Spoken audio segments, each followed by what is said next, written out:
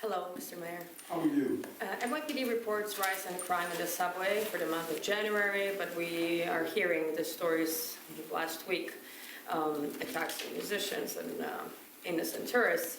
I'm wondering if there is any action and plan for action in response to that, specifically in the subways. Because I know there were extra officers in the past put in place, but some people report they don't see that much officers anymore.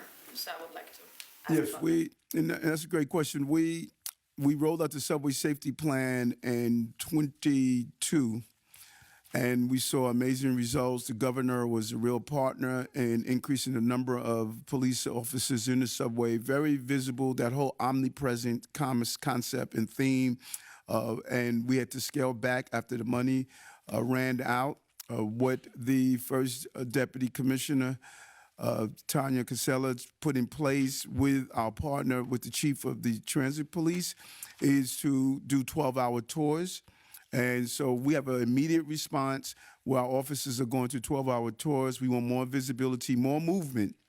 We want officers walking through the trains, being at the platforms, being near the token booth, and identify where the crime is actually taking place. And we're seeing a substantial amount of that crime taking place on our subways.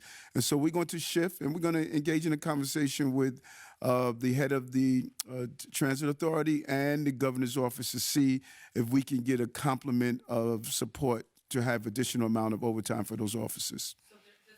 Extra to what it was because it was scaled down, you said, or it's going to be back to those numbers before it was scaled down? The money that we had for the subway safety plan sunsetted. Now we're going to try to get additional money for that, but we also shifted in tours of officers. They moved to 12-hour tours. We get a greater level of visibility, and we're finding that the officers rather have more days off, where they're able to do a longer tour while they are in. So it's good for morale, good for actions, good for the movement of the officers. But the goal is our subway system has to be safe. Proportionally, the number of riders that we have, we're capping over 4 million riders. We have about six felonies a day on our subway system. That's 6 too many. We want to get down to 0. But our subway system is a safe form of transportation in the city.